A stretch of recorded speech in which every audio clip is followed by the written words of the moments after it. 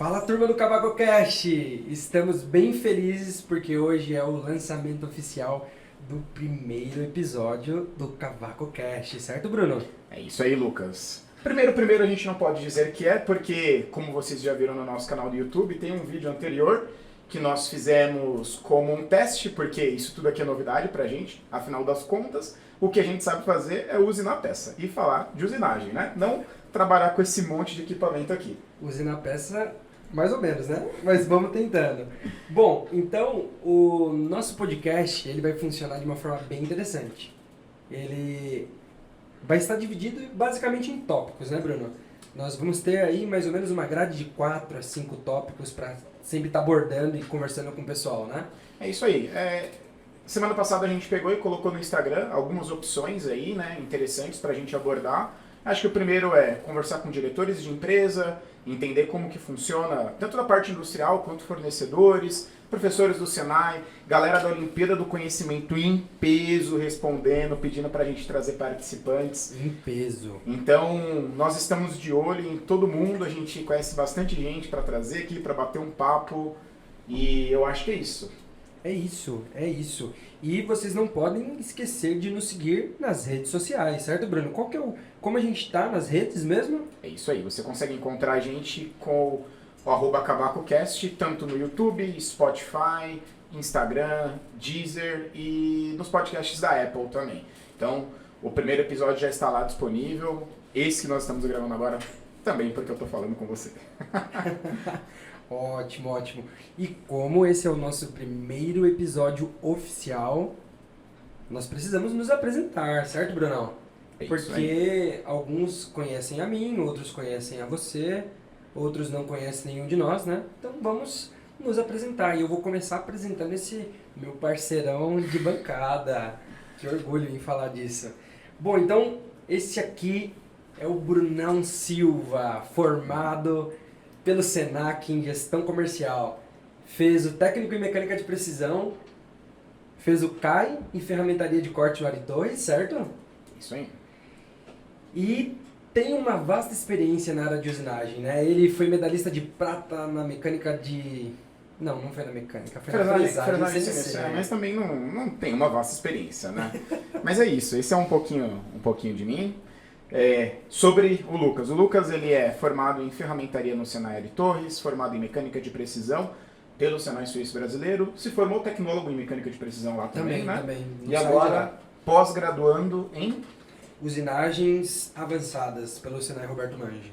Jurava que eram usinagens especiais. É esse nome mesmo. É isso? É Então, isso. ou seja, o cara não saiu do Senai. A vida inteira no Senai. Brincadeira. A gente sabe que o Senai é uma mãe para nós, né? Por isso que a gente gosta de ficar muito próximo. E hoje, o Lucas, ele trabalha com a equipe de suporte na Jeff Charbilhos, né? Pra quem não Isso. conhece, uma empresa gigantesca de origem suíça, que fabrica máquinas CNC. Descobri hoje que eles também fabricam conexões de tubulação, ou tubulação, é isso? Isso, tem uma divisão, né? A divisão da Piping, que faz a parte de conexões, tubos e conexões. Perfeito. E falando também do Bruno, né? O Bruno hoje é o gerente de vendas da Open Mind, vendendo aí soluções CAM pro pessoal e desenvolvendo a tecnologia 3 eixos e 5 eixos no Brasil, né, Bruno? É isso aí, a gente tenta brincar um pouquinho de 5 eixos. Então tá certo. E outra pessoa que também não está, vocês não estão vendo, é o Vinícius. O Que Vini, vocês conheceram ele um pouquinho melhor no vídeo anterior. Mas acho que a gente Vini, já... o editor, né, Bruno? Vini, o editor. Vini, o editor. Acho que a gente já falou bastante, né, sobre nós. Vamos aí falar sobre o nosso primeiro convidado, que é um prazer estar recebendo aqui hoje. Bruno Atanabe, ele é o diretor da Open Mind do Brasil. A Open Mind... Chefe do Bruno, hein? Por isso que ele tá querendo apresentar o chefe. Né? Isso, Puxar o saco. não, meu chefe, mas no podcast não é. Mas nós queremos agradecer, porque a Open Mind acreditou nesse projeto, né? É algo que a gente está demandando uma energia muito bacana, a gente acredita que vai trazer bastante resultado.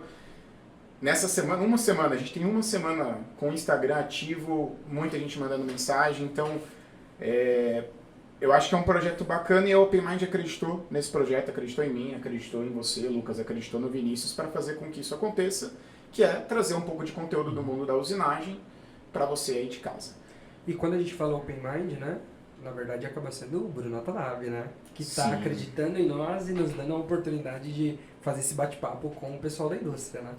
Exatamente. Tanto é que toda essa estrutura aqui hoje é apoiada pelo OpenMind. Então, a OpenMind é o nosso primeiro patrocinador e é a primeira empresa que nós estamos divulgando.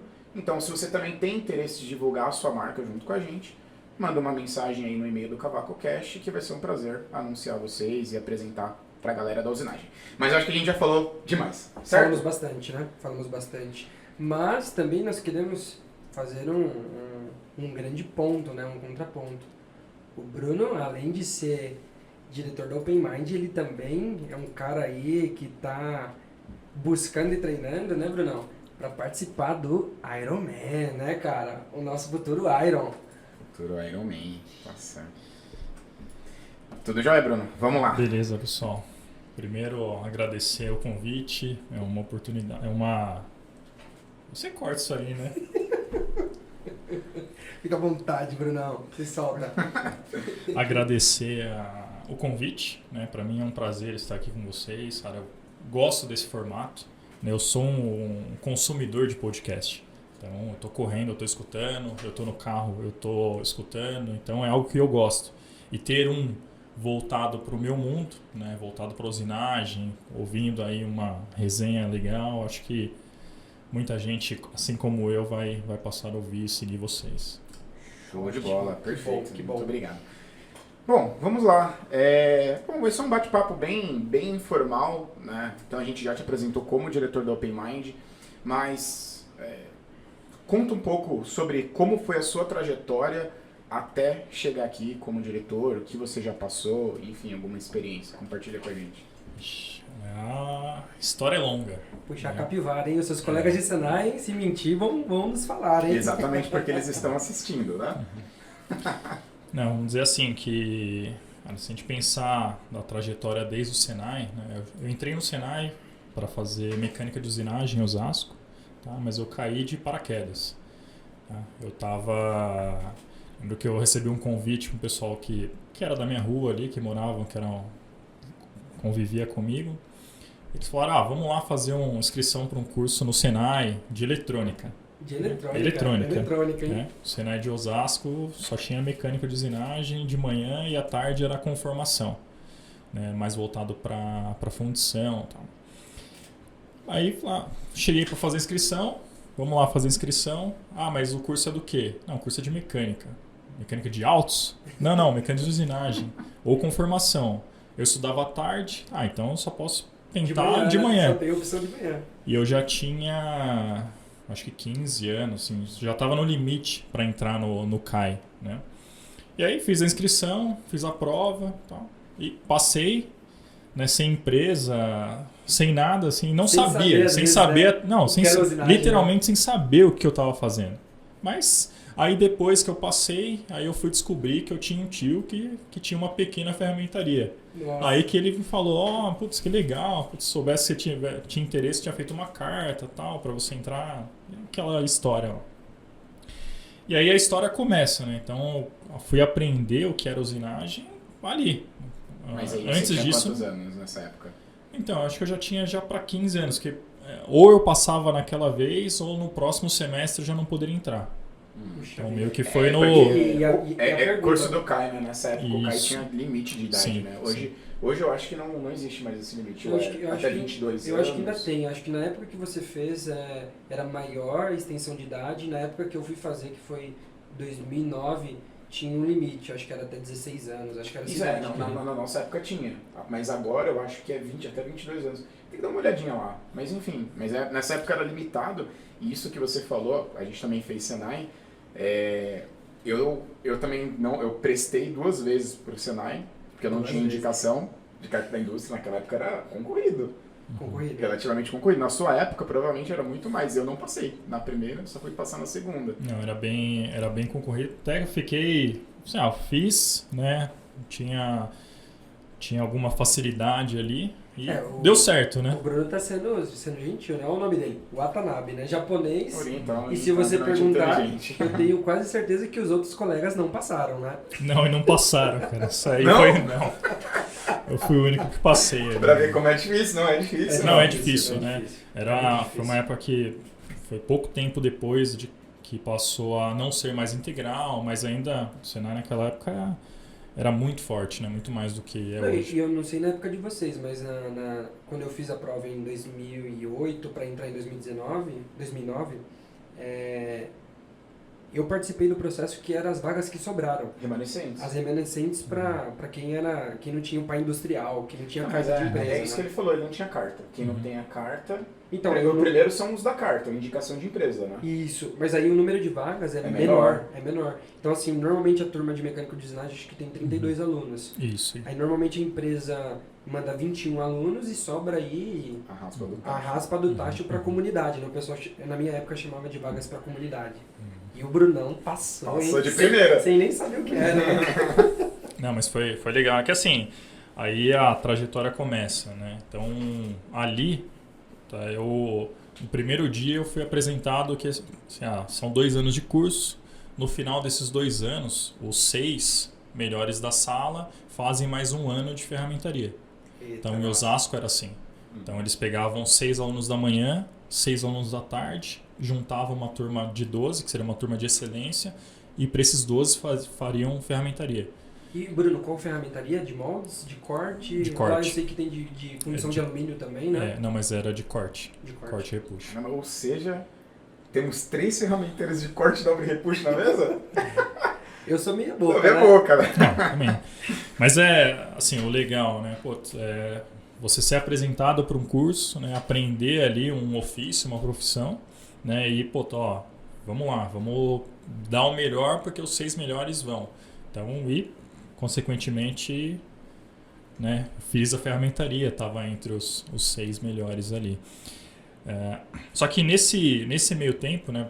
Vocês são de Olimpíadas, eu também sou, mas diferente de vocês eu não ganhei nada. Então, mas só o que interessante, né? Como que isso aconteceu? Geralmente, o pessoal de Olimpíada lá, né, era pessoal que já tinha feito CAI, tinha feito ferramentaria, então tinha uma experiência, ia lá, tinha as rodadas internas na escola e pegava o melhor para cada modalidade. Né? Olha que engraçado, né? Então, o pessoal estava treinando, teve as disputas, tal, tudo. As 2 pessoas que iriam eu fui por tornearia mecânica. Tornearia mecânica, torneiro. Os 2 que iriam, né, desistiram. E a escola ficou sem ninguém. Puxa vida. Só que aí, né, eu tava no 3º termo. Assim, eu nem tinha concluído o curso de aprendizagem industrial. Só que eu tinha facilidade. Então, eu tinha gabaritado todas as peças até então. Eu tinha fechado todas as medidas em torneamento. Essa história é lorota. Que a gente vai ter que perguntar pro pai. Não, perguntar pro grande professor pai, mas ele lembra que... Eu também falava a mesma coisa, gabaritei. Mentira. E até o Camargo que me treinou, né? Hoje trabalhando no fornecedor de máquina, parceiro nosso também. Então, assim, ele que me orientou, me treinou, né? E me escolheu. Então ele que falou, tem um rapaz aí que é novo ainda, não tem tanta experiência, só que assim, tudo que ele fez até agora deu certo. Aí veio o convite, então meio que na última hora ali, né, em cima do que a gente tinha, eu fui lá e representei a escola. Né? E é legal ouvir o Bruno falar isso, porque eu acredito que a história do Brunão aqui também é parecida, porque diferente do Bruno, eu tava desde... Muito Bruno, né? É muito Bruno, né? O Watanabe, vou começar a chamar ele de Watanabe. Desde quando entrei no Senai, eu vi que tinha um pessoal com uma camiseta diferente, já me interessei, né? Já vi que eram os melhores alunos, falei, poxa, eu quero participar desse negócio. Então, eu fui me preparando para chegar nas Olimpíadas, né? Não fui selecionado. Pelo que ele comenta, ele foi selecionado. Ele era um bom aluno e foi... Mas você não sabia, você não tinha interesse? Não. Era... Porque, assim, não tinha essa visibilidade, assim. Imagina, 2004 ou 2005, que foi a Olimpíada. Um desses 2 anos. Então, assim, era algo muito ainda embrionário. Assim, o Senai Osasco, ele tinha uma tradição por ferramentaria. Então, ferramentaria sempre ganhava, mas as outras modalidades assim, praticamente não mandavam. Né? Então, era algo completamente novo. Mas experiência fantástica, né? Era nas escolas. Em que cidade foi feito? Eu fiz em Taubaté. época de São José, Era Taubaté, Foi São 2003, José. 2003, né? 2003? 2003. O ano eu não vou lembrar, mas era dividido, né? Então era nas escolas, então era bem diferente do que vocês pegaram, né? Era outra... Então a gente pegou, acho que 2 anos foram muito grandes, assim, que foi no AMB, mas agora voltou a ser nas escolas, né? Com a baixa que a indústria acabou tendo, o Senai meio que reduziu o investimento para isso, né? Mas ainda tem bastante gente treinando aí com o objetivo de chegar no World Skills. O seu tinha mundial? Tornearia nessa época tinha mundial? Cara, eu nem sei se tinha. Então ele não queria mesmo, não. Ele não tava só foi focado, assim, né? Eu tô aqui mesmo, né? Mas pelo que ele fala, eu acho que ele é da época do Thiago, que foi pelo Brás. E no ano do Thiago, o Thiago acho que foi campeão em ajustagem, tiraram a modalidade do Mundial. Você foi antes do Mariano ou você foi depois do Mariano? Depois. Você foi depois? Depois. Acho que já não tinha, porque acho que o Mariano não conseguiu ir pro Mundial porque tinha acabado a modalidade. Acho que já tinham encerrado as modalidades. Não, o Mariano, pra quem não conhece, o Mariano é um amigo nosso, ele trabalha num fabricante de máquina também, inclusive. Você já está convidado para vir aqui, porque eu sei que vai ser muito engraçado. Ele foi pra que modalidade? Eu não sabia. Mariano foi medalha de prata em ferramentaria, aí ganhou desempate, foi pro Nacional e pegou prata de novo. Ele brinca e fala, puta que pariu, eu peguei prata 2 vezes. Meu Deus do céu. O Valdemar queria me matar. Que zica. Não, mas assim, é um pouco dessa trajetória, né? Então, se pensar em Senai, era esse o objetivo, né? Então, sempre tentar dar o melhor, fazer tudo seguindo a linha, né? Pensando num objetivo maior. Então, falando pra meninada mais jovem que ainda tá no Senai, você era um cara bom de oficina, de mais matéria teórica? Como que era você na época do Senai? Então, depende, né? Se você falar de ajustagem manual, não, era muito ruim, né? Lima, esquece. Né? Mas em termos de operação de máquina, programação CNC e na teoria 2003, ia bem. Programação CNC? Já tinha? Não era fita perfurada ainda, não? Não, pô. Era Mac 9, Mac 6, Mac 8? Era MCS. MCS, cara. A gente aprendia MCS. Era pra quem não sabe, é um Heidenheim antigo. Né? É uma derivação do Heidenheim. É bem... Mas é a base, né? A lógica ali é a mesma, né? Que legal. Foi bem... Então essa é a trajetória de Senai. Bem no começo, né? É bem começo, né? E aí, assim, sempre em paralelo, né? Eu, depois acho que de 1 ano de CAI, eu consegui fazer estágio na ABB. Na ABB. A ABB que faz motores elétricos, robôs? Só que na divisão de óleo e gás. Puxa, que legal. Então, era uma divisão que fazia árvore de Natal, usinagem média para pesada. É uma experiência bacana. É ali na região de Jandira, porque hoje acho que tem uma GE. Isso, então, mas lá antes. Antigamente era ABB, né? Aí virou Vetco Grey, depois passou para GE, aí eu já não... Mas na época que eu tava lá era ABB e ainda era em Osasco. Era ali em Osasco. Então, assim, era uma puta estrutura, a empresa... Só que pra gente ainda muito difícil, porque não existia possibilidade de continuidade. Então, eu até agradeço por não ter ficado, porque... Mas só que assim, o que é legal, né? Quando a gente ia trabalhar, cara, a gente colocava a roupa, entrava dentro das peças, rebarbava a peça... Parecia que o pessoal hoje vestido aí pra pandemia. A gente tinha sala limpa, era uma experiência bacana, mas era certo que não iríamos ser efetivados, que a gente concluiu o Senai muito próximo de fazer 18 anos, só que por esse tipo de usinagem eles não poderiam contratar ninguém menor do que 18 anos. Entendi. Então eles tinham que rescindir, né, o contrato e aí depois chamar, mas aí por consequência acabei indo para outra empresa, para a indústria. E aí até um fato legal, assim, eu estava fazendo ferramentaria, cara, e eu nesse meu período eu fiquei sem empresa, né? Eu entrei numa empresa que fazia fresa. Fresa? Que legal. Aí você imagina, né?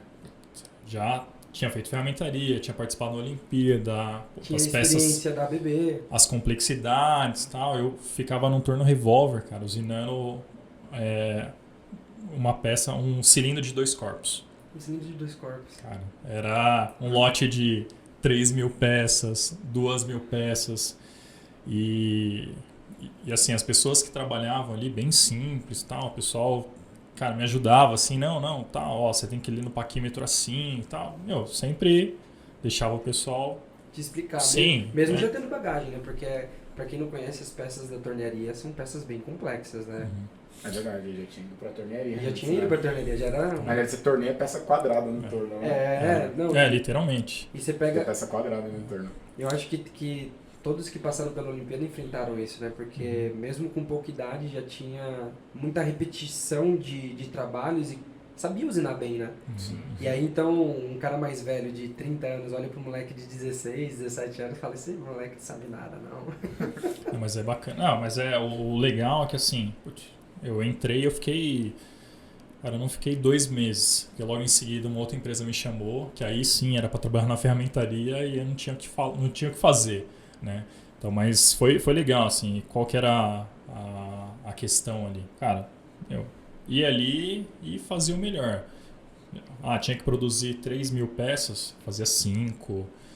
Eu não menosprezava aquele trabalho, né? Ia Sempre lá e entregando a fazia, lei. sim. Eu acho que a Olimpíada desenvolve muito isso e a escola em si, né?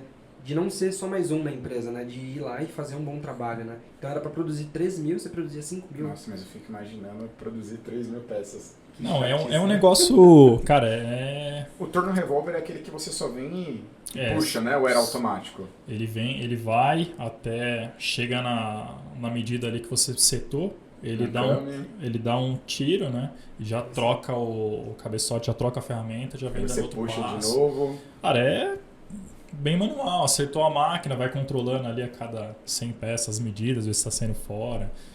É bem, sim, hoje em dia acho que nem deve ter, ou deve ter ainda. Não tem. Então, Mas eu vou te dizer que, por incrível que pareça, né?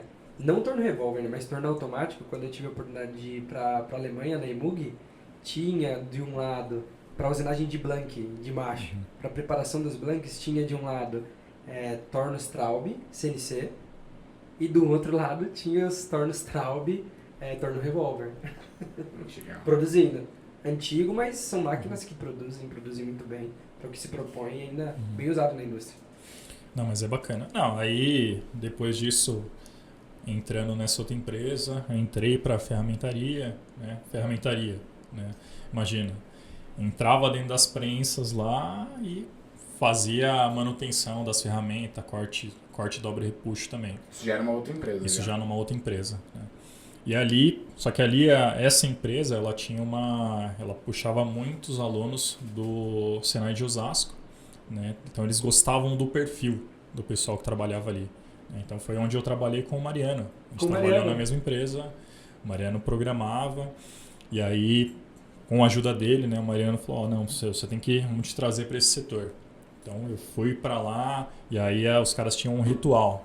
Tinha um ritual de passar. De início, né? Você ia começar com cubicagem, então era aquela fase de semanas ali só esquadrijando peça, voltava com a roupa cheia de cavaco, assim, cara, Mas é legal, era a mesma coisa. Você vai passar por isso daqui para você entender como as coisas são, e aí foi uma evolução, né? De operação de máquina para depois ir para programação.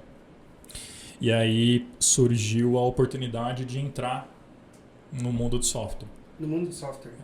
Foi aí dessa empresa que eu entrei para trabalhar numa revenda Autodesk. E aí a história... Como essa oportunidade surgiu? Cara, só para entender, eu não sei se a gente pode citar aqui a empresa que você trabalhava. Você trabalhou na ferramentaria da Albras, não foi, Bruno? Isso, Albras. Na Albras. E uma coisa bem interessante é que recentemente, acho que faz uns 3 meses, começo do ano, eu instalei uma máquina na Albras. Desculpa. E aí eu tirei foto e mandei pro Mariano. Porque o Mariano me mandou uma foto, né, quando eu falei que ia trabalhar na Agi Charmilhas, né? Ele, Todinho, ele me chama de Todinho, né, o Mariano. E ele mandou uma foto desse período, acho que isso devia ser 2006, 2007. 2005 para 2006. E aí ele Fiquei lá mandou... até meados de 2006. E ele mandou uma foto dele quando chegou uma Robofil, acho que era F290. Ele operando a máquina. Ele falou, já operei essas máquinas aí, né? Não, e a Albras formou muito. Eu costumo brincar, né? Porque ó, teve você, teve o Enéas também, que trabalhou lá. Enéas, trabalhei com ele. O Mariano. O Ângelo também trabalhou lá. O Ângelo. E um amigo meu que eu trabalhei com ele durante um tempo, o Cristiano, que hoje trabalha numa empresa no Capão Redondo. Então, assim, são 5 caras, diferenciados que vieram de lá, né? Então, é algo bem bacana. E tem o Jairo também. Ah, o Jairo também trabalhou lá? O Jairo também. Que legal, meu. Você não sabia, né? Não sabia. Cara, Não sabia. Que legal. É uma escola ali. Que bacana. E aí lá, Bruno, você já programava, então, algum dos centros de... Porque algumas máquinas ainda estão lá. Acho que ainda tem umas Borisake lá. Não, boa parte ali foi operacional. Programação foi bem no final. E aí depois eu fui para essa revenda. Né? Foi até legal que assim, como que você perguntou, né? Como que veio essa oportunidade? Eles queriam contratar um técnico para dar suporte no Inventor, né? É um software que eu conhecia, que eu tinha facilidade. Eu entrei no Senai, eu fiz... Rapidinho, só sempre fala assim, quando você vira, fica muito longe sua voz. Tá bom? Desculpa. Logo que eu entrei no Senai, uma coisa que me chamava muita atenção foi AutoCAD. Então, eu comecei a ter desenho técnico, eu já fiz um curso pago lá de R14. R14. Então, era algo que eu sempre gostei, né? Tinha facilidade com desenho. Então... Desculpa, R14 é? R14 é o quê? AutoCAD. AutoCAD de R14. Ah, tá. Nossa. AutoCAD Fiquei aqui R14. Release 14. Enfim, viajei. Vai lá. Não é do seu tempo. Eu acho que né? quando a gente entrou era AutoCAD de 2019, né? Não tinha esse GR, não, né? era ainda release. Né? Acho que o meu primeiro AutoCAD foi 2008. 2008, o meu foi o 2009. Então era... E aí tinha essa vaga para ser técnico de suporte. Cara, e quem me indicou, na verdade essa vaga, ela foi colocada no Senai Suíço. No Senai Suíço? Foi lá, tava no mural do Senai Suíço. E quem na época estudava lá era o Reginaldo, que dá aula no Senai de Osasco, que também foi para a Olimpíada. Fomos juntos para a Olimpíada. Ele foi para fermentaria, ganhou. Que legal. E aí ele viu a vaga e me indicou. Né, falou, né? Ó, tem uma vaga assim e tal, vi lá, eu acho que é legal para você. E aí fiz entrevista e tal, passei. E aí a história começa nesse mundo de software. Então, iniciando com suporte técnico, depois... E curiosidade, qual era o software que você dava suporte? Já tinha Inventor? Inventor, AutoCAD Mechanical, Mechanical Desktop. Caramba, você pegou bem o começo, né? A transição do Mechanical Desktop para o Inventor. Isso, era início, né? Era a época que a gente saía... Depois, logo em seguida, fazendo técnico de pré-venda, então a gente saía para vender Inventor e fechava no dia. Era uns negócios... Era uma outra dinâmica, né? Você mostrava um 3D pro cara, o cara falava, meu Deus. Não, o pessoal ficava louco, né? Não, mas agora uma pergunta. Você tinha notebook nessa época? Que ano foi isso? Então, eu lembro até hoje. Né? Mas concorda? As Como primeiras... que era? Era no disquete? Não, acho que não, né? Não. Então, assim, tinha a gente tinha um notebook, né? Que era compartilhado. Notebook compartilhado. Que não era widescreen, era coisa bem antiga. Mas eu cheguei a fazer visita levando a CPU, cara. A CPU. A CPU. Eu fui em empresa grande, que hoje eu atendo, que eu já fui lá e já levei a CPU debaixo do braço. A CPU debaixo Empresa do braço. Multinacional, cara, que da portaria até chegar na sala de reunião era uma distância considerável. E cara. Naquela época os computadores eram pesados, né? Pesado. Imagina o suor, né? Não, danado, chegava daquele jeito, né? Mas é experiência, né? Então, e aí nessa época, essa revenda, ela era o dealer do Brasil da OpenMind. E quem era o responsável por essa operação aqui era os Estados Unidos. Foi quando eu comecei a ter contato com o pessoal. Que legal. Então ali começa essa trajetória. Então comecei a a mexer com Hyper.MIL na versão 9.5.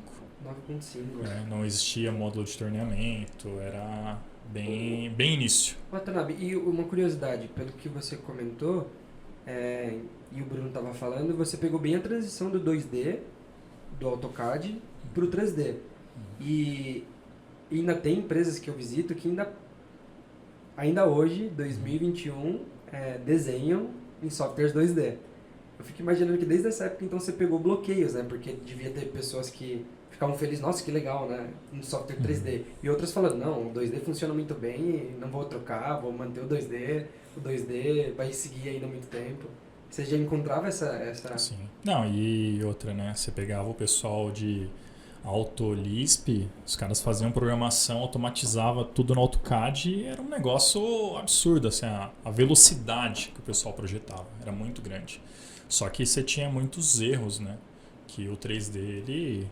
Nossa, né? Uma outra... Imagina você projetar uma máquina com 60 mil componentes, tudo em 2D, cara, é complicado. Chega na hora de montar ali, a peça não tá furada, isso acontecia. Isso era comum. Era comum, né? Só que a evolução, né, lá mudou, quebrou isso daí. Foi bem legal, né? Participar por essa experiência, né? Então, seguindo, nesse período eu fui fazer graduação, eu fiz sistema de informação, bacharelado. Aí voltando um pouco na questão que eu falei lá do Senai, né? Então assim, poxa, começar e vamos fazer o melhor, né? Na faculdade, cara, até minha esposa brinca comigo, assim, ela nunca me viu estudando na faculdade, né? Mas na aula, realmente eu fazia tudo o que tinha. Poxa, eu estudava atrás da faculdade, cara, era uma rua de bares. Cara, eu fiz 4 anos de bacharelado, eu nunca fui um dia no bar. Ah, não. Isso é um puto orgulho. Ele tá falando isso porque a esposa tá ouvindo. Você viu? Minha esposa garante que não... Não, nem era ainda. No bar. Te falo, verdade. Só que o que isso te traz, né? Você pensar assim, poxa, eu trabalhava, estudava à noite, com a realidade de, sei lá, 99% aí do pessoal que faz faculdade hoje, ou menos. Só que assim, aquele tempo que eu tinha ali, eu me dedicava para realmente aprender, né? Poxa, naquela época, a gente estava falando assim, na sala, a gente estava falando, tinha umas 80 pessoas. Então, se você olhar para o lado assim e falar assim, cara, esse é o cara que vai competir comigo no mercado de trabalho. Cara, mas aí você olhar e falar assim, não, olhando aqui, cara, eu vou competir com 5, esses outros aqui não. Então, assim... Só que, além disso, o que é o mais interessante, né? A roda, ela gira. Então, assim, depois você vai encontrar aquele cara, assim, que você viu que... Cara, o que aquele cara fez, né? Em toda aquela trajetória, né? Assim, se você vê, mesmo na sua graduação, você tinha pessoas ali que... Só estavam ali, de corpo presente. Então, assim, se vocês, né? Hoje, você daria oportunidade, você contrataria um cara desse? É verdade. Mas assim, só para entender, você vinha de uma formação técnica mecânica, né? E você entrou numa empresa que pode ser considerada de engenharia, de software. E por que sistemas? Cara, porque assim, a ideia de entender um pouco mais de programação, né, era sempre voltada para a tecnologia, né? Para a gente falar de uma implantação de um ERP, se a gente falar de um CRM, entender um pouco mais a fundo, tentar fazer um planejamento de uma implantação de um sistema com uma visão com muito mais propriedade. Então esse era o objetivo. Tanto é que assim, não fui fazer ciência da computação, vou fazer sistemas de informação. Então eu vou ver segurança, eu vou ver gestão comercial. Então era uma grade bem mais ampla, né? E também assim, fiz com bolsa 100%, também não pagava, então tive esses benefícios, né? Que legal, por ser e aí, né, pessoal, por ser um bom aluno, isso é importante, né? E olha que interessante, eu tinha uma vontade de seguir no mundo acadêmico, então eu queria, né, fazer um mestrado, ter pensando lá na frente, numa aposentadoria, eu quero compartilhar, eu quero ministrar treinamentos, quero dar aula. Eu fui conversar, eu conhecia, no meu primeiro ano de faculdade, tinha um professor de matemática que ele era muito bom. Só que assim, ele era diferente de muitos outros professores que chegavam e no primeiro dia discursavam o seu currículo, né, em 50 minutos de todas as suas certificações e capacidades. Esse cara, ele não falava nada, né, ele não falava dele. Mas só que você percebia que era um cara diferenciado. Muito simples, mas completamente diferenciado. E aí, uma conversa com ele, eu tenho interesse de fazer uma iniciação científica. Né? Acho que vai me dar uma bagagem para entrar no mestrado futuramente.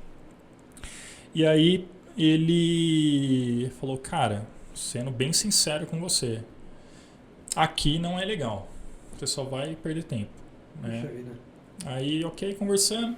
Só que aí, conversando um pouco mais, a gente entrou na parte de software e eu aprendi alguns softwares, né, de forma autodidata. Né? E eu tinha estudado bastante o CATIA, né, nessa época, até para conhecer os concorrentes. Não que fosse de fato um concorrente do software que eu vendia, mas era algo que eu gostava e eu ocupava meu tempo naquilo ali. E aí, por consequência, né, esse meu professor, ele era, além de dar aula ali, ele dava aula também na pós-graduação na USP, dentro do IPEM. Puxa vida. Né? O IPEM é o Instituto de Pesquisas Energéticas e Nucleares. Então, e também ele é pesquisador, ou era pesquisador do Instituto. Aí, conversando com ele, ele comentou, a gente tem uma deficiência lá, porque a gente tem o CATIA e ninguém sabe usar. Eu falei, poxa, mas eu sei usar, né? Ele falou, então vamos fazer algo diferente. Porque você não faz uma iniciação científica lá, né? Usando o seu conhecimento do CATIA, a gente integra com algum projeto que a gente tem. Então, ele trabalhava na divisão de reatores. Então, o trabalho que eles faziam, toda a parte de mecânica dos fluidos, do resfriamento do reator. E só que para modelar todo aquele sistema, eles tinham muita dificuldade para fazer isso dentro do CATIA. E eu simplifiquei isso. Então, assim, aí você volta lá, poxa, tive boas notas com ele via toda essa questão, ele me levou para um ambiente 100% acadêmico, de excelência, né, nota 5 de reconhecimento, né? Então assim, nota máxima. Então aí começa um pouco dessa trajetória. Isso eu já tinha saído dessa revenda, estava trabalhando numa outra empresa. Só que uma coisa legal é que assim, eu sempre tive, posso dizer assim, como diria, oportunidades. Né? Às vezes a gente vê uma oportunidade, ela passa pela nossa frente e a gente não enxerga. Uhum. Né? Ou a gente quer que isso aconteça, as coisas aconteçam muito rápidas. Né? Também, às vezes, não é o ideal. Mas nessa empresa que eu trabalhava, eu conversei com eles porque eu precisava ter mais uma flexibilidade de horário para estar lá, que eu precisava estar presente, né, 2 ou 3 vezes na semana. Mas isso você já tinha finalizado a graduação? Não, estava finalizando a graduação. A iniciação científica você faz junto com o bacharelado. Então pode ser no 3º ano ou no 4º ano. Agora, eu fiz no 4º ano. Agora está explicado o porquê ele não ia pro bar, porque ele estava fazendo a graduação e na iniciação científica junto. E trabalhava, né? Trabalhava, não era todos os dias, então tinha essa situação. Só que depois disso, logo veio o convite, né? Como que é o seu inglês? Eu estudei, venho estudando há alguns anos também, né? Não é aquilo lá, mas para você fazer um mestrado no IPEM, a prova que mais elimina o pessoal é inglês. Puxa vida. Porque você faz uma prova de inglês que você, para o mestrado, você pode errar uma questão. Menos era assim. Né? Para o doutorado, você não pode errar nenhuma questão. Então, se E o você inglês fizer... eliminava uma grande parte, né, de candidatos, né? Você tem que ter um orientador, na época era assim, você tinha que ter um orientador, uma linha de pesquisa que você ia trabalhar e a prova de inglês. E a eficiência no inglês, que tinha que fazer a prova lá com eles. Todos os artigos eram escritos em inglês? Inglês e português. E não tinha software nenhum, você tinha que escrever em português e depois traduzir para o inglês. Não tinha Google Tradutor? Sempre teve, né? Pra dar uma ajuda, né? Mas precisava ter o mínimo de domínio na língua, né? Então, esse mesmo professor virou meu orientador de mestrado. Então, aí começa... E aí a coisa fica pior, né? Porque o meu tempo de trabalho, ele reduziu muito mais. Então, tinha algumas Porque o mestrado, disciplinas... o pessoal comenta que exige muito de tempo, né? Sim. Então, tinha que fazer dissertação, tinha que ter créditos, né? Tinha algumas matérias que eram obrigatórias para você fazer e outras que você podia falar assim, eu vou fazer uma matéria na matemática, né? Eu vou ir fazer uma matéria lá no prédio de tecnologia. Só que assim, aí é onde você vê que a sua graduação, né, é muito discrepante dos caras que fizeram a graduação ali. Então ali foi um momento onde eu tinha que estudar. Tinha matérias que eu tinha facilidade, mas tinha outras que não. Que se eu não estudasse, foi o momento que minha esposa viu que eu estava estudando. Foi o único momento que ela viu que eu tinha que estudar. Todo empenho, agora eu preciso estudar. Né? Agora... Só que o que é legal, né? Esse meu trabalho ali praticamente foi reduzindo, cara, eu pedi bolsa pela FAPESP, eu consegui bolsa na FAPESP. Só que mesmo assim imagina, eu já estava há alguns anos ali no mercado de trabalho, já tinha uma posição, né, um pouquinho melhor, então eu vi uma redução assim de salário gigantesca. E até isso que eu ia te perguntar, Watanabe, a gente sabe que essa vida acadêmica, essa trajetória, ela é bem, financeiramente falando, às vezes não tão bem reconhecida como uma carreira dando sequência na indústria, sendo operador, virando programador e crescendo na indústria, né? O que te motivou a acreditar que os estudos, né, a carreira acadêmica ia te ajudar financeiramente ou de alguma forma assim? Como que você pensava? A ideia, né, sempre foi para um segundo estágio de vida, né? Então assim, agora eu quero só dar aulas em faculdade, por exemplo. Esse era o objetivo, não de imediato. Então, tanto é que quando você vai... Antes de você ser admitido no mestrado, você tem uma banca para apresentar o seu estudo. Então, forma uma banca assim que vocês fazem no TCC para você apresentar a sua proposta de dissertação, o que você vai estudar. Então, e aí os professores avaliam se você tem capacidade para desenvolver aquela dissertação.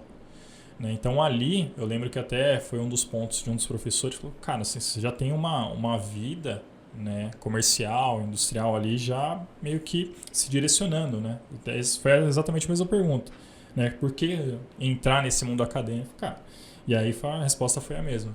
Então a ideia não é para agora, mas eu quero ter essa bagagem para mais para frente compartilhar isso, né? Se tornar aí um professor de graduação, uma coisa assim. Só que aí, voltando nessa questão da FAPESP, né? E aí você vê que as coisas elas começam a se amarrar, né? Porque para você conseguir bolsa na FAPESP, você tinha que ter vários pontos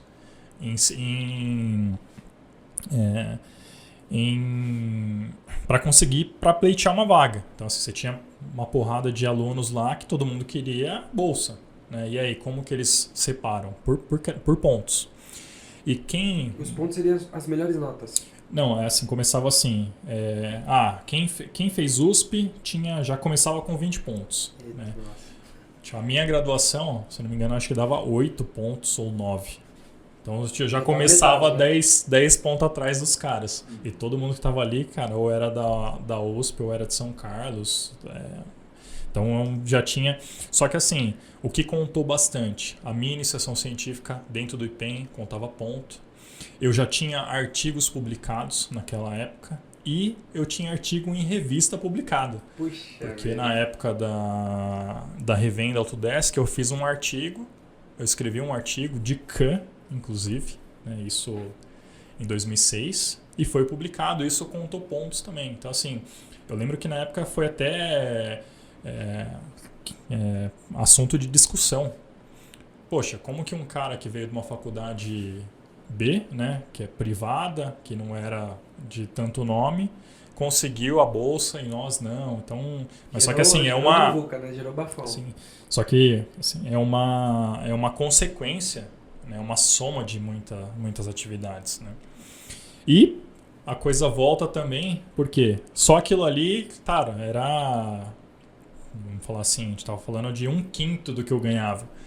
Então era uma diferença muito grande, mesmo sendo solteiro, sem ter nenhum compromisso financeiro, cara, era muita diferença. Falei, poxa, e agora? O que eu vou fazer? Foi aí que eu falei com o Caetano, que dava aula no Senai. Falei, Caetano, cara, eu preciso complementar minha renda. Me arruma umas aulas aí à noite. E aí eu me volto e eu vou ministrar aulas do quê? À noite no Senai? Tornearia mecânica. Tornearia mecânica, cara. Sério. Meu Deus do céu. Os mesmos torninhos Imor. Os mesmos tornos. É verdade. Cara, E aí, putz, mas legal, assim, foi uma fase muito boa. Consegue imaginar o Bruno ensinando o cara a afiar um beats? Nossa, imagina, né? Aí foi torneiro, cara. Não brincar não, mano. Nossa. Não, mas foi um momento, cara, bem de... Estudava de manhã, trabalhava à tarde, trabalhava à noite. No outro dia trabalhava de manhã, estudava à tarde e trabalhava à noite. Então, tinha situações que eu dava aula de sábado. Foi um momento bem... Então se pega desde os 15 anos, talvez até hoje, trabalhando, estudando, manhã, tarde, noite, manhã, tarde, noite, manhã, tarde, noite. Agora mudou um pouquinho, né? De manhã agora eu treino.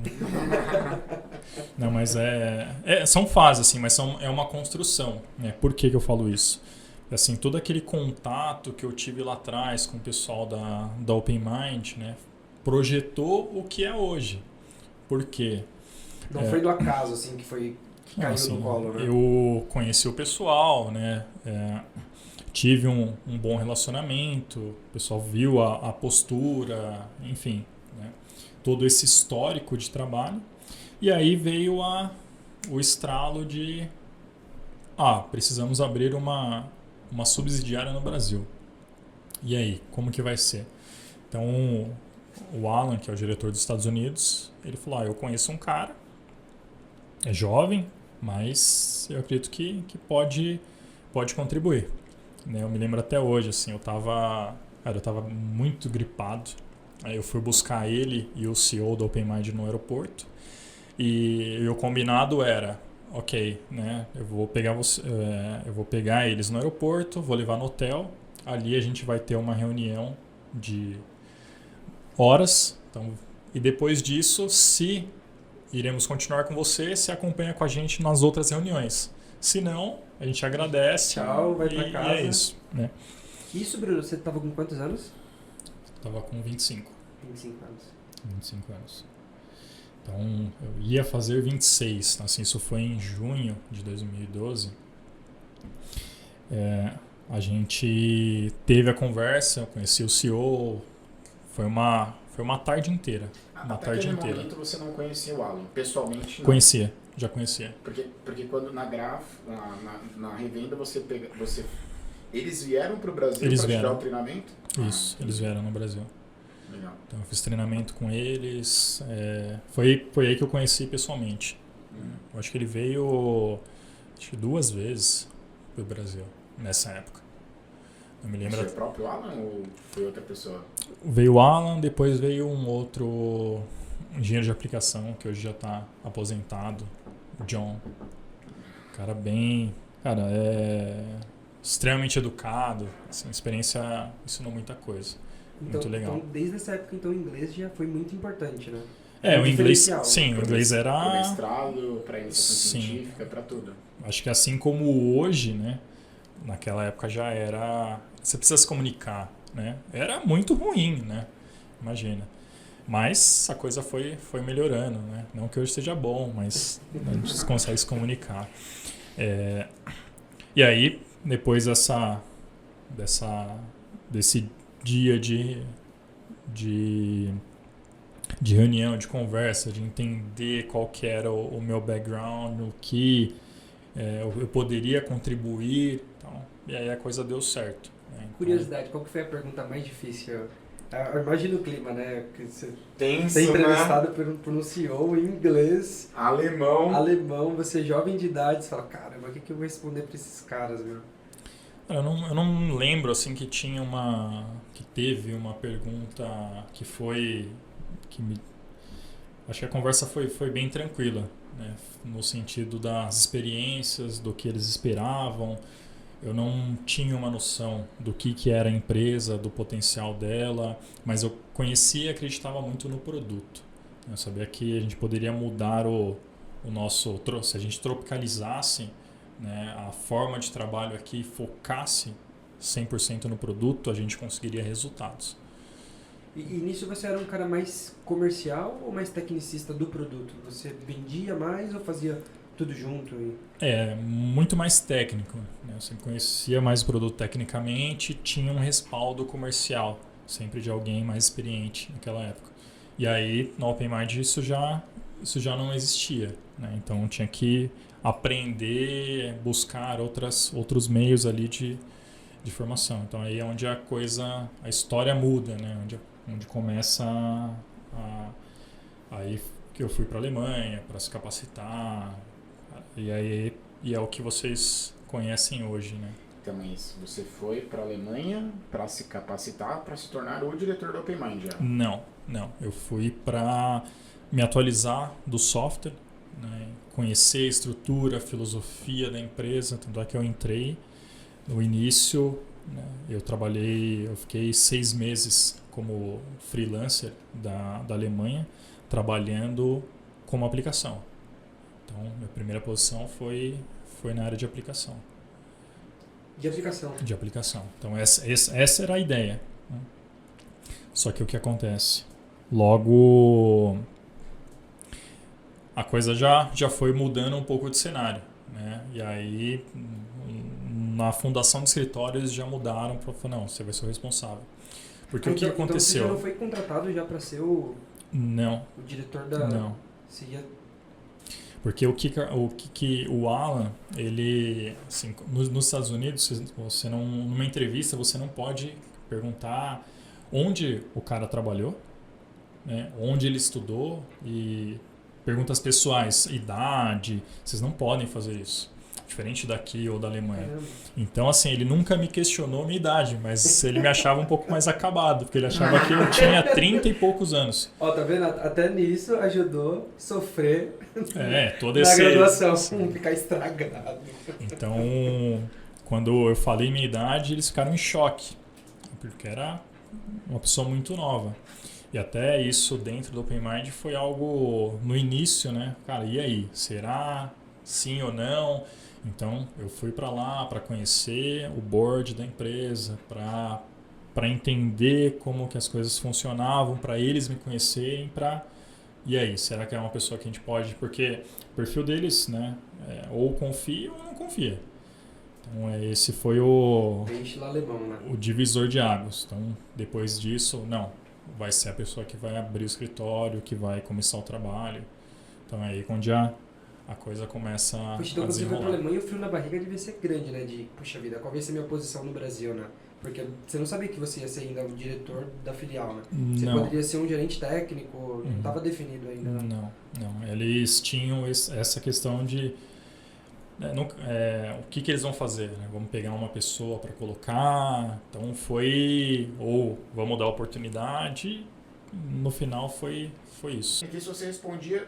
Para a Alemanha mesmo ou era para os Estados Unidos? Sim, não. A ideia sempre foi reportar para a Alemanha. Então, independente da minha posição, eu reportava direto para a Alemanha. Legal. Então, aí a coisa aconteceu naturalmente. Não tinha uma obrigação, né? Também não sabia se eles iriam colocar alguém, mas a coisa foi tomando forma a ponto de, você que vai abrir, você vai escolher as pessoas, só vamos participar inicialmente ali na seleção e vamos embora. Bruno, então desde a entrevista até sua ida para a Alemanha E é assim, decisão, né? Porque eu não sei o Bruno, mas eu e o Bruno me conhecem, né? Quando vai fazer entrevista, dá um friozão na barriga, um reverse stress. E esse intervalo, né? De fiz a entrevista. Aí você já foi pra segunda etapa porque você comentou que você ficou com eles depois, né? Nos Sim, outros assim, bate-papos. na verdade, assim, eu lembro dessa cena que foi o sim, né, do CEO foi, então amanhã nós vamos em tal lugar, tal. Aí eu olhei pro Alan, assim, o Alan fez um joia, assim, tipo, deu certo, né, tal. E aí o que é o mais interessante, o mais legal, né? Depois, todas as reuniões que nós fizemos, nós fomos na GF, né? Fomos na GF, falamos com o Marcelo. Era um cara que eu já conhecia. Então, porra, que legal. O Bruno que vai trabalhar? Poxa, que legal. Conheço. Fomos na DMG, falamos com o Branca Aglione. Porra, o Bruno é um cara que eu já conheço. Né? Na Grob. Então, assim, todos. E aí, assim, quem eram os clientes? Na época, o Mitsuru era um cliente. Chegou o Mitsuru lá para conversar. Então, um cara que eu já conheço. Então, acho que isso tudo, né, ajudou para... Porra, que legal, né? Escolhemos certo. Você conhecia esse pessoal? Eu conhecia eles da revenda? Da revenda, sim. Porque eles já usavam a Hyperreal? Não usavam. Só que Você ficava... eu era o cara lá que... Deixa eu te mostrar aqui. Eu pentelhava. É o cara que eu tento ser hoje, né? Cara, eu me lembro... Eu lembro a primeira vez que eu fui na DMG, que eu fui conversar com o Branca, era nessa época do notebookzinho, cara, não tinha ninguém. Não tinha... A aplicação era ele. Ele tinha acabado fazia pouco tempo que ele tinha entrado na DMG. Pô, eu vejo o pessoal usando o Hypermill na Alemanha lá, mas nunca vi, me mostra aí, pô, olha aqui, legal, tal. Então era bem início. Então você acreditou no Hypermill assim, porque... Sim, se você pegasse na feira, na FEIMAF de 2006, foi quando, 2006, acho que 2007, que eu conheci o Jonas, que eu programei um cabeçote intercambiável numa D1050 Evo. Então, assim, a primeira peça ali que eu programei para estar numa feira, fazendo ali usinagem 5 simultâneo. Era bem o início. Nessa época ainda de revenda. Então, mas isso aqui só pra gente tentar fazer entender, porque assim, ok, Senai, depois fez um curso de Sistema de Informação, iniciação científica, mestrado, indústria, Senai, isso tudo está trabalhando sempre para alguém, né? Qual que foi o sentimento de, agora eu estou com uma oportunidade em que eu estou à frente, é um produto que, assim, a Hypermill existe vários concorrentes no mercado, então era uma marca que não tinha uma presença, porque não tinha ninguém aqui no Brasil. Então, qual foi o sentimento? Assim, como que eu vou alcançar essas pessoas? Como eu vou fazer? Como que eu vou montar uma estrutura de empresa? Porque parece que não, mas é bem complexo. Tem muita coisa por trás. Assim, é uma coisa que eu acredito, né? E naquela época, isso também para mim já estava muito claro. Assim, cara, esse produto pode mudar o cenário brasileiro. Eu tinha isso muito claro. Assim, eu vendia, né, mesmo internamente eu já vendia essa ideia para os Estados Unidos, para o Alan, na época da revenda. Cara, tem potencial. Por que a coisa não acontece? Por foco. Assim, eu era o único cara dentro da revenda, de todas as filiais, de todos os funcionários que conhecia o produto. Os outros técnicos não conheciam. Por quê? Por foco. Então o pessoal estava muito mais focado em outros produtos, né? E o que é aquele negócio, assim, ó, você dá para o cara 10 produtos para ele vender, o que estiver vendendo ele está focando. Assim, não tem vamos trabalhar esse produto aqui. Só que assim, eu já enxergava todo o potencial. Poxa, esse software aqui pode mudar o mundo, né? Mas no meu caso aqui eu vou mudar o Brasil. Só que isso vai me dar uma oportunidade para mudar completamente a minha vida. Então você já estrategiava, assim, olhando para o produto, vendo que era uma solução fora do contexto. E você já enxergava, puxa, pode ser que eu me torne um distribuidor exclusivo, uma filial? A ideia, né, tanto eu ventilei isso por várias vezes, de realmente puxar, vou abrir uma revenda desse produto aqui e vamos fazer acontecer. Inclusive, até nessa época que eu tava à noite dando aula no Senai, na hora lá do café, a gente conversava bastante com o Caetano e a gente até chegamos a montar um plano de negócio. Cara, vamos abrir uma revenda. Só que a coisa fluiu que caiu um e-mail, cara, o CEO tá vindo pro Brasil, quer ter uma reunião com você. E é louco, porque é muito próximo. E aí, quando eu sento na reunião, eu levei o impresso lá, o caderno com todo o planejamento estratégico, né, de uma filial. Ele olhou assim e falou, cara, você já tá pensando, né? Você tinha já isso pronto? Expliquei tudo. Então, assim, são tudo pontos que você vai ganhando, né? Olha, poxa, isso aqui é legal, isso aqui eu acho que não. Então, assim, teve muito ajuste, aprendi muito com eles. Depois eu fui fazer um MBA em gestão empresarial na GV. Cara, tudo que eu não paguei na minha vida, tive que pagar para lá. Ficou acumulado, né? Vamos investir.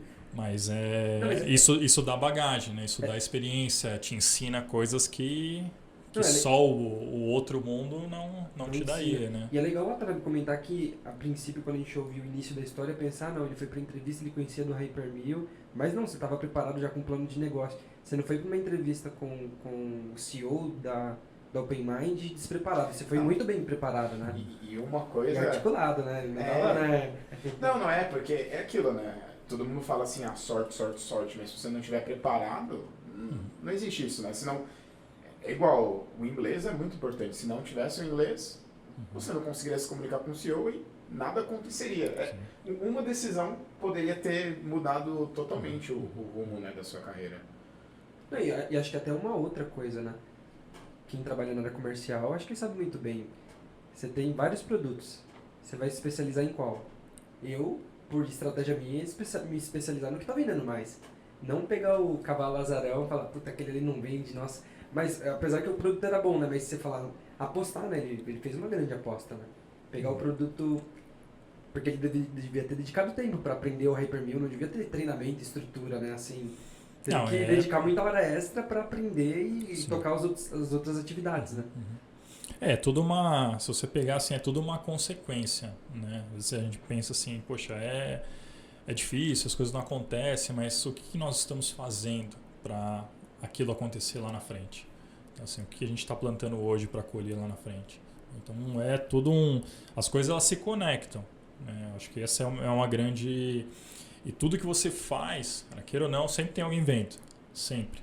Então assim, a sua postura hoje, o que você fez, poxa, mas eu tive a oportunidade de ter um cara ali que me ajudou. Cara, sempre vai ter. E se você olhar para o lado, sempre tem alguém que te ajuda.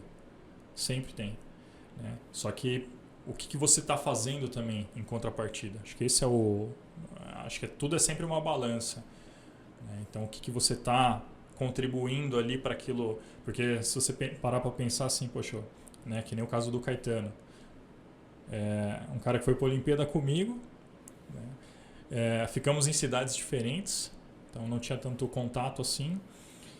Conversei com ele ali na hora, foi o cara que me trouxe ali, me ajudou. Naquele momento foi muito importante ter esse complemento de renda ali. Você estava apertado de grana, assim, tava? Sim, só a FAPESP não dava. Então, e aí depois, né, você retribuir. Poxa, você ter quem foi o primeiro funcionário que veio foi ele. Que legal. Então não só por claro, né, por toda a capacidade e tudo, mas as coisas se conectam, né? E aí você vê que até fazendo um outro paralelo contra isso, né, como você comentou do Jairo, né? Eu lembro que a gente trabalhava no período das 2 às 10 na Ubras. Eu trabalhava com o Jairo, a gente conversava bastante. Eu lembro que eu comentei com ele que tinha feito essa entrevista, né? Ele falou, cara, poxa, vai que é uma oportunidade e tal. Eu lembro que eu estava trocando 6 por meia dúzia financeiramente. só que com potencial de crescimento muito maior. Mas um outro padrão, ia ter que me deslocar mais, sabe? É sair da sua zona de conforto, de fato. Ou seja, né, hoje o Jairo trabalha com essa marca específica que você trabalhava antes. Sim. E teve alguma indicação sua ou não? Foi o acaso? Sim, logo depois, em seguida, ele entrou também. Então, A gente não chegou, eu estava saindo, ele foi uma indicação. A gente ficou pouco tempo ali, só de transição, mas a gente trabalhou muito pouco junto. Mas veio por indicação. Então, assim, é algo... Se hoje você vê, né, hoje é diretor da Pars, né? Então, também alguém legal aqui para estar aqui, para vocês convidarem aí para participar. São histórias, né? São histórias de vida aí que mudaram completamente. Então, dentro desse conceito, acho que é um tema bem polêmico, né? Como que você enxerga, então, assim, o fator sorte? Você acredita naquela sorte mágica? Como que você enxerga essa palavrinha sorte? Esses dias eu até estava lendo, eu vi uma chamada que fala assim, cara, essa questão de sorte é muito relativa, né? Porque Deus não joga dados. Então, assim, não tem se vai dar certo ou não vai dar certo. Sempre vai dar certo. Então, o que muda esse dar certo são suas atitudes, né? Assim, poxa, eu vejo hoje, né, o ano que vem nós completamos 10 anos de Brasil. Você olha o mercado há 10 anos atrás e olha o que é hoje, né, o que é a nossa representação no mercado, o diferencial, o que nós causamos nos clientes. Poxa, todo ganho, o sucesso do meu cliente é o meu sucesso. Essa é uma frase máxima e a gente tem que acreditar, a gente acredita nisso, porque a gente tem um produto muito bom, que é diferenciado, que proporciona ao cliente resultado, ganhos. Então, acho que tudo isso colabora, né, para você. Porque é a mesma questão da motivação. Então, assim, poxa, a gente tem que pegar a equipe e estar motivando e tal. Só que eu acredito que, claro, a gente tem que puxar, as pessoas têm que entender que, na minha posição, eu acordo pensando, cara, o que eu posso fazer hoje para vender mais, para melhorar o atendimento para o meu cliente, né? Eu vejo situações que acontecem no dia a dia, né? Que eu lembro que até na época da revenda eu tinha um gerente que ele comentou, falou assim, poxa, quem de vocês aqui, né, isso na época de Natal, foi fazer suas compras de Natal e pediu desconto para o vendedor? Aí você para assim, poxa, realmente, né? E é o que a gente escuta todo dia. Então a gente tem que fazer isso. Né? Então, e aí voltando nessa questão da motivação, eu vejo que assim, você pode ali mostrar, a pessoa ela tem que acreditar, porque ela tem que se automotivar. Você não consegue motivar a outra pessoa, ela precisa entender o papel dela e o quanto ela é importante. Dentro da nossa estrutura, todos são importantes. Né? A PMI é uma empresa diferenciada porque ela foca muito nas pessoas. Cara, e você vê que nós temos pessoas diferenciadas.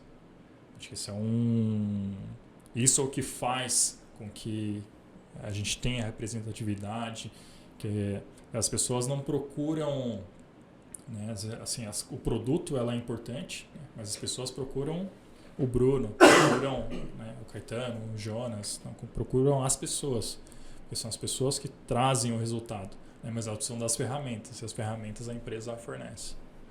E você sente que a venda, além do produto bom, qual que é o impacto que o time por trás do produto gera? Porque se a gente for pensar em produtos bons, acho que temos vários, né? Mas você sente que um time por trás é muito importante, por trás de um produto? Olha, completamente. Esse ano nós tivemos uma experiência muito bacana, né? Nós conquistamos um cliente que é um cara que conhece a gente de longa data, que sempre relutou, né? Porque assim, o que acontece? Hoje você tem 90% dos nossos clientes já tem uma solução. E o cara precisa migrar para outra, ou seja, ele já investiu, ele precisa reinvestir dinheiro no outro software, ele vai ter cultura de programador que ele tem que mudar a cabeça, muda... Então assim, é um processo, às vezes o pessoal pensa, só que o resultado ele justifica. Só que você precisa estar aberto para a mudança, né? E ele é um cara que sempre relutou, e esse ano, né, ele se tornou um cliente nosso.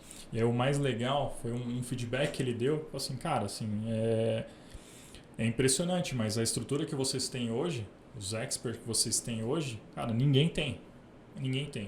Então, assim, é muito legal ouvir isso do cliente. Assim, toda a estrutura, né, que nós temos hoje. Então, todo o know-how e as pessoas envolvidas com o produto é o que fizeram essa venda. Por mais que mostramos resultados, ganhos, que você faça toda aquela lição de casa, mostre para ele tudo que é possível, mesmo assim ainda não é o... Nesse caso não foi o que fez mudar, fez virar chave. O que fez virar chave foi, cara, não, realmente, a estrutura e o atendimento que você vai ter pelas pessoas que compõem o seu time, cara, é o melhor do Brasil. Essas são as palavras dele. Assim, para quem não conhece direito, né, o Hypermill ele é um software de CAM. Um dos grandes diferenciais é a usinagem 5 eixos, né? A maioria das pessoas quando vem ficam maravilhadas, né? Falam que usinagem bacana, mas é muito complexo, né? Então, assim, o que você enxerga nesse meio do mundo de usinagem 5 eixos, os mitos, as teorias ou pontos assim que você poderia compartilhar? Porque por ser um do core business da empresa. Olha, antigamente eu falava bastante disso, né? Porque eu lembro que no início eu achava, que poxa, a gente está um pouco atrasado, né? Logo que a gente começou, assim, eu tinha uma sensação de, cara, a gente precisa correr. A gente precisa correr porque o 5 eixos já está aí, né? A gente está iniciando 2013, precisamos colocar o Hypermill 5 eixos no mercado. Só que eu sei que em 2006 a gente já estava usinando, né? Já tem bastante máquina 5 eixos. Só que a realidade não era bem isso. Depois eu fui entender que não. Acho que tem um potencial muito grande e a coisa foi mudando. Só que o que eu estava muito no começo era assim, cara, a sua peça, 5% é 5 eixos. Né? É só um detalhe que é 5 eixos, é só um acesso, ferramenta mais curta, então você vai trabalhar em 3+2. Então... Só que depois eu fui entender que na verdade não é que a minha peça é 5% 5 eixos, a necessidade, porque eu vou usinar mais 3+2. Não, aí eu faço até uma analogia, né? Porque eu sou míope, eu operei. Eu lembro que o meu oftalmo ele falava, né? Falava assim, Bruno, porque eu não operava, porque eu tinha miopia e astigmatismo. E aí todo médico falava, não, cara, você só vai conseguir operar da miopia, você não vai conseguir operar do astigmatismo, que a máquina não faz. Até encontrar esse oftalmo que ele falou, não, na verdade, o que diferencia uma máquina da outra é o software. O meu software, o laser, ele vai trabalhar a sua miopia e o astigmatismo. Então, assim, o pessoal fala que não tem a tecnologia porque eles não possuem. Então, e aí eu fui entender que o pessoal trabalhava muito 3+2 porque eles não conseguiam rodar 5 simultâneo. Essa é a grande verdade. Então, que é até hoje. Então, você vê que assim, muita gente trabalha no 3+2 porque eles não têm confiança em trabalhar 5 eixos simultâneo. Que nem uma outra questão que a gente escuta muito. Você vai trabalhar sempre desbastar em 3 eixos e o acabamento, o detalhe é os 5 eixos. Nós temos estratégia que a gente consegue desbastar a peça em 5 eixos. Aí você pensa assim, poxa, mas qual que é o benefício? Pega um molde de pneu, né, onde você faz um segmento disso.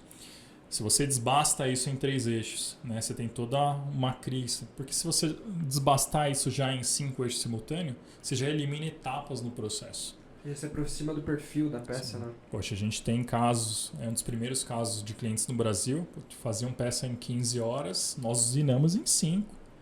Poxa, mas qual foi a mágica? Dados de corte, ferramenta? Não, é processo. Nós temos a tecnologia. Por quê? Para você gerenciar 5 eixos simultâneos de uma ferramenta esférica, matematicamente é simples. Né? É mais fácil.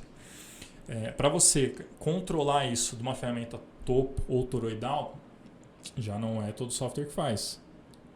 Então são alguns que fazem com algumas limitações. E isso a gente já tinha desde lá muito claro, muito fácil de programar. Então para o programador isso era muito simples de fazer. Então, poxa, olha a oportunidade. Então aí que qual que foi o trabalho inicial? Né? Mostrar para esse pessoal que olha as oportunidades que vocês estão perdendo. Dá para fazer essa máquina rodar em 5 eixos simultâneos, vai dar para fazer ela ficar parecida com os vídeos do YouTube. Porque uma coisa que quando a gente visita algumas empresas é muito comum falar, ok, lá no vídeo é bonito, mas aqui na minha máquina não funciona. Peça de feira, né? Peça de feira. Tem tudo isso, né? Não, a gente tem casos, cara, que é normal, né? A gente fazer um benchmark no cliente e aí você ter toda a diretoria, a gerência em volta da máquina, vendo a máquina trabalhar de uma forma que eles nunca viram. E aí você escutar assim, um feedback de, olha, cara, a gente só viu essa máquina trabalhando desse jeito na feira, primeira vez que a gente está vendo aqui.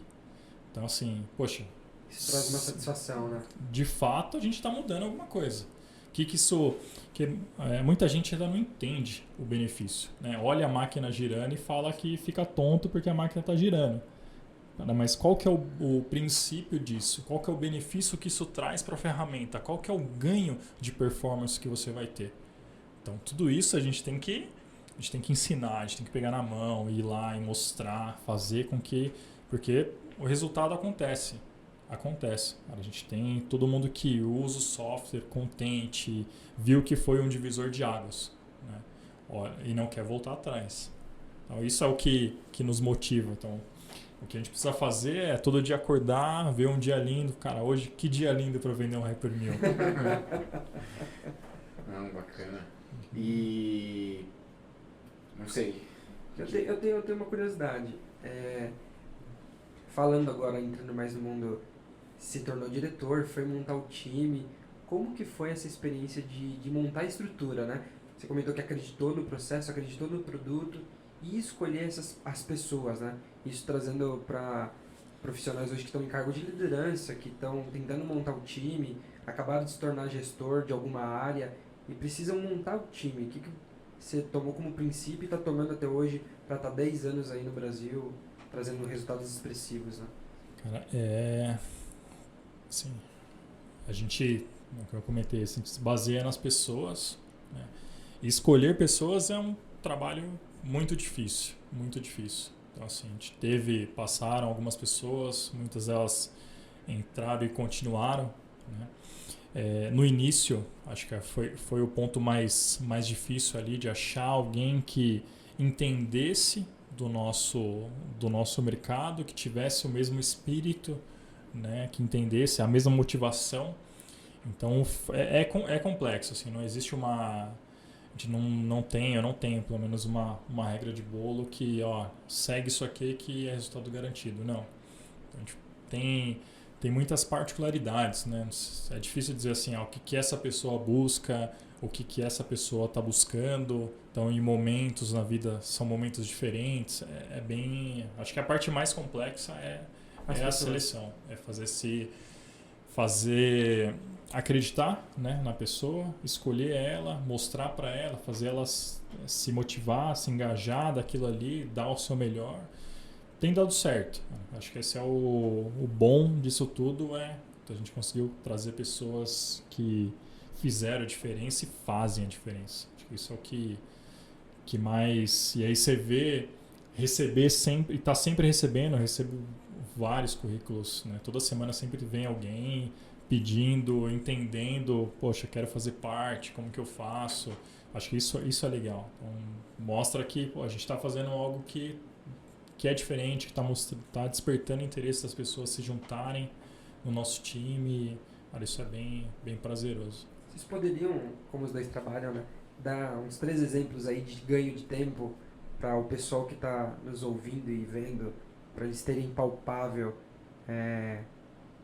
alguns benchmarks que vocês fizeram numa média, assim, uns 3 casos, quanto de ganho real vocês estão conseguindo trazer para o cliente? Posso falar um bem engraçado? Foi bem quando eu entrei na OpenMind. Nossa, foi bem no início mesmo. A gente fez uma venda de um software com automação para torneamento por... Quantos segundos a gente ganhou? 10 segundos. 10 segundos. 10 numa segundos. usinagem. 10 segundos. Alta produção. Já o pessoal já tinha tentado o máximo do máximo do máximo.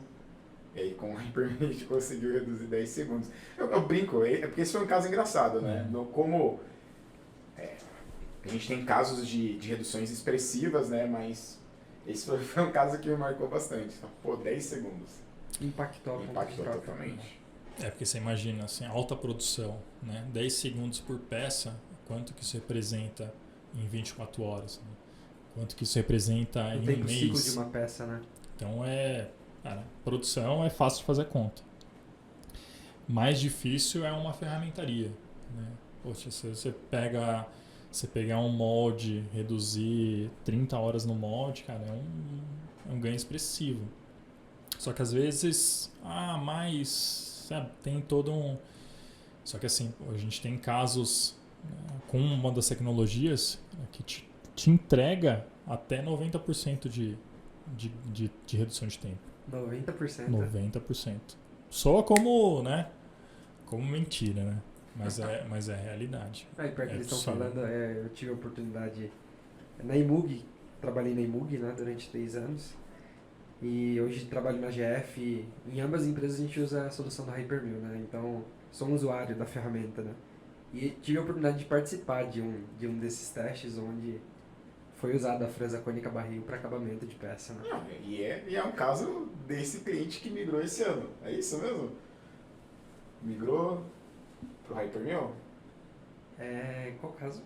Acabamento de molde. Acabamento de molde. Esse É que verdade, você comprou. o cliente se tornou que o Bruno O cliente se tornou esse ano, né? falou, não, poxa, a equipe técnica de vocês é diferenciada. Ah, é esse cliente? É esse cliente. Ah, puxa vida. Eu lembro, acho que era... Cara, em tempo, acho que demorava-se 9 horas para fazer o acabamento do molde e com a fresa cônica barril caiu para 1h30, mais ou menos. Acho que deu menos de 1 hora. Menos de 1 hora. O negócio... Por minutos. Cara, assim, tem muita coisa, né? Se a gente for falando de característica, tem muita coisa, né? E o porquê disso tudo? Cara, assim, porque a gente tem foco no produto, né? A gente é uma empresa de um único produto, diferente de todas as outras empresas. Cara, a gente foca só num produto. Só que dentro do mundo da usinagem a gente atende praticamente tudo. E aí a gente tem especialistas para cada situação. Acho que isso é o grande diferencial. Até dando o nosso segredo aí pro mercado. Mas de fato, né? Mas não adianta, assim, isso tudo está na internet, todo mundo consegue ver. Você entra no nosso site, você vai ter toda essa informação. Só que aí a gente volta na mesma situação, né? Só que você precisa das pessoas. Você precisa das pessoas certas, né, engajadas, mostrando, fazendo acontecer. Curiosidade, o time técnico hoje a gente vê que é bem completo. Como que é a preparação do time técnico da OpenMind? Onde eles são treinados, quantas pessoas são, como é essa estrutura? Assim, eles são treinados, assim, vamos falar de antes da pandemia, né? O pessoal faz treinamento na Alemanha. Então os técnicos vão 2 vezes para a Alemanha para fazer o treinamento das versões. Você tem um treinamento inicial para novos funcionários, eles vão ter um treinamento um pouco mais longo, mas via de regra, né, todo ano nós temos 2 treinamentos de atualização. E é diferente que assim, você não é a questão assim, o pessoal, eles poderiam simplesmente passar as informações, mas não, eles pedem para todos vão lá, façam o treinamento presencial, tirem as dúvidas na Alemanha com o pessoal que desenvolveu, que pensou no ciclo, e o cara vai entrar lá e vai te explicar assim, por que isso é assim, por que não é diferente. Vocês têm muito mais propriedade para aplicar aquela tecnologia. Então acho que essa segurança ela é muito importante.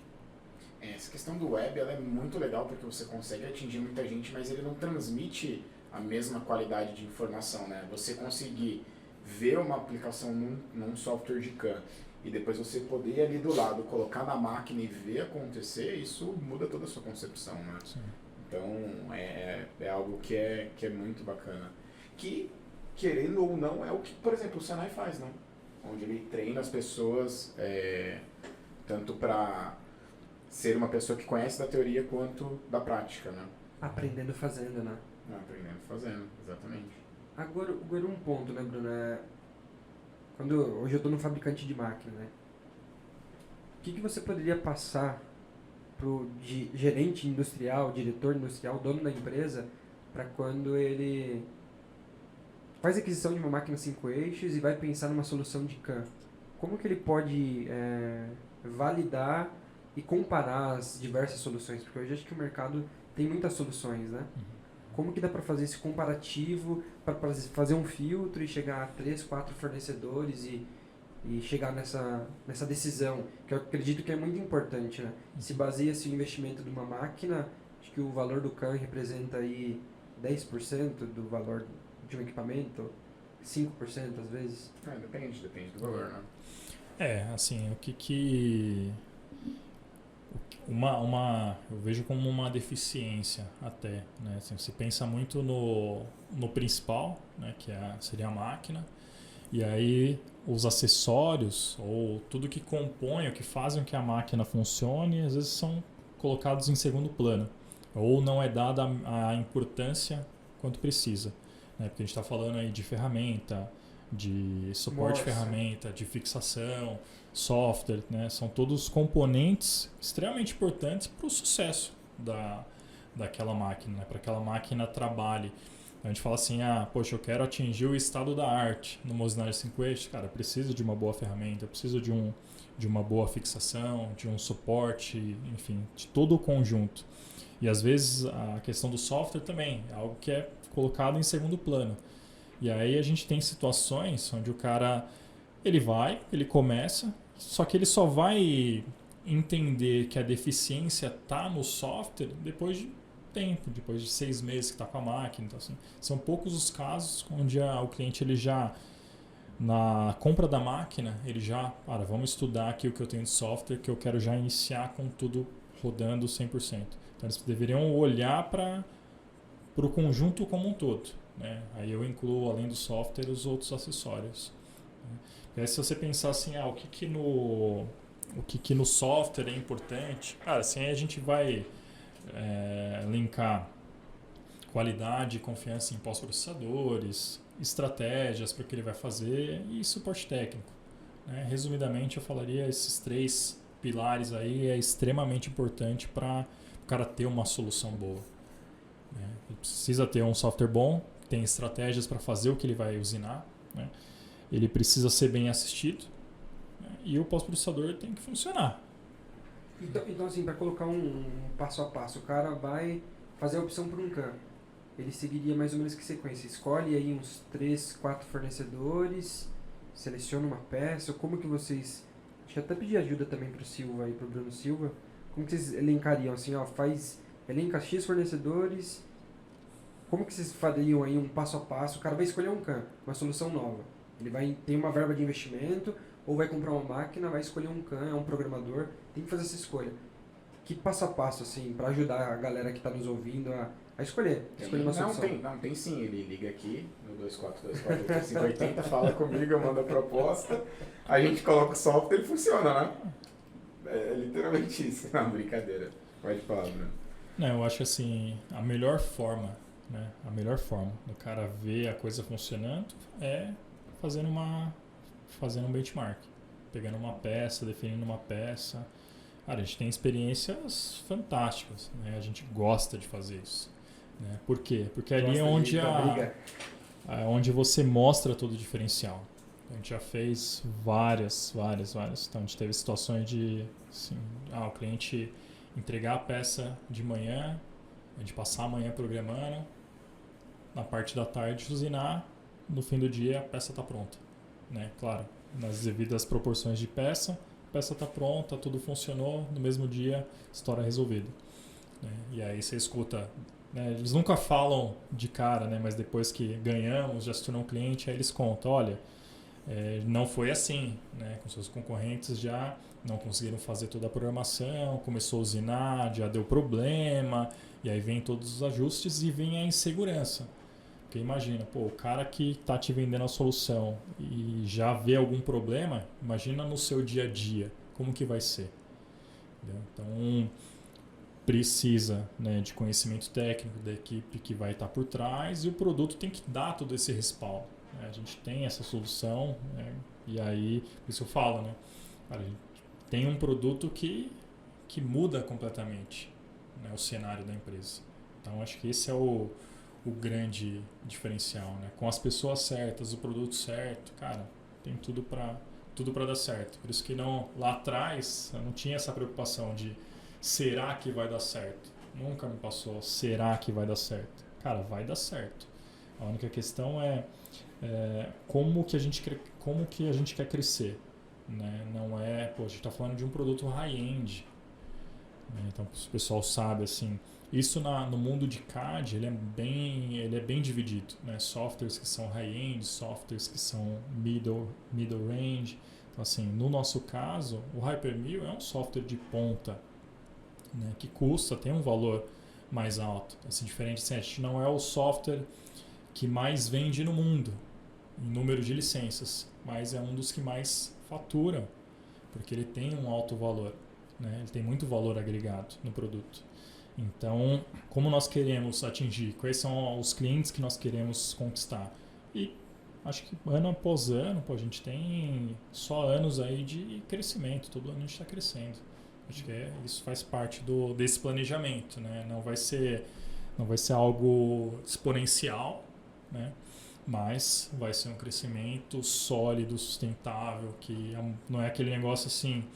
Eu me lembro que a gente começou bem no início, eu e o Caetano, o início da empresa, a gente ganhou benchmarks, ganhamos concorrência de empresas muito maiores que a nossa, né? Que até foi ponto de questionamento. Poxa, cara, vocês estão escolhendo um software que são 2 caras ali naquele início. Eram 2 caras. Então, assim, poxa, mas não, você tem todo um respaldo, a gente tem uma matriz atrás. Vocês são uma filial Nós somos uma filial, né? Então a coisa vai mudando, né? Vai evoluindo e então só para ver se eu captei, para deixar uma receitinha pros nossos seguidores do Cavaco Cash. O cara vai escolher um CAM, então vale a pena ele selecionar uns 3 a 4 fornecedores de CAM, escolher uma peça então que é crítica, que é importante para a empresa, entregar para os fornecedores de CAM e chamar eles para usinarem. É isso? Seria o mundo ideal. Que ele consegue validar tudo. Show. E para quem quer aprender, conhecer o Hyper.me, o que as pessoas podem fazer? Nós temos no nosso site uma plataforma, o pessoal consegue fazer um treinamento EAD do Hyper.me. Né? Hoje, acho que a pandemia ela potencializou isso. O ano passado a gente conseguiu lançar essa plataforma. Então hoje o pessoal consegue acessar o site, fazer o treinamento do software lá com certificado, tudo. Mesma qualidade, né? O mesmo material que a gente ministra presencialmente é o material do EAD. Legal, então hoje quem quiser consegue fazer esse treinamento pela internet. Sim. Né? Tem certificado? Como funciona? Sim, certificado da OpenMind, tudo. Como se fosse um treinamento presencial. Tem suporte se tiver dúvidas durante o treinamento, pode mandar perguntas. Sim. E fala pra gente, o que a nossa audiência pode... Quero cupom, hein? Óbvio, né? A gente já teve toda essa bagagem, toda a experiência do Bruno agora aqui comentando, né, como foi toda a trajetória até chegar onde chegou, mas a nossa audiência quer aprender o Hyper.me, quer ter alguma coisa, o que a OpenMind pode oferecer aí para a nossa audiência? O cara colocar lá Cupom Cavaco de Cash, né? desconto. Mandar um e-mail com Cavaco Cash, o que ele tem de apoio aí de vocês? Eu sou totalmente a favor de sortear um treinamento aí. Sortear um treinamento? Sortear Será um que a gente vai treinamento. conseguir arrancar isso do Bruno? Não, acho que dá. Vamos...